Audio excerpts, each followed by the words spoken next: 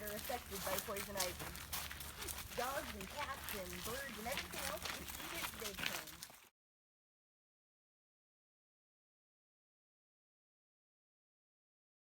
Brothers and sisters all in the same room. Would you guys like to share your room with 6 other people?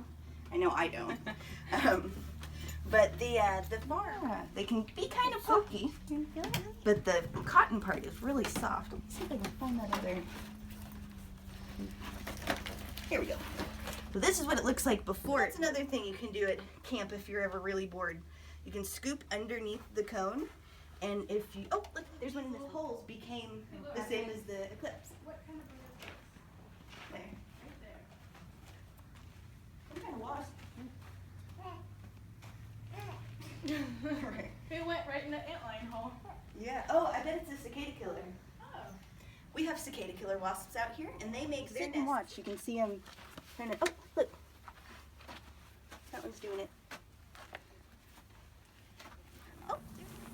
Yeah. So they would have put the seeds in there, and as they went along, they would be able to dispense the seeds in the rows that they had just plowed.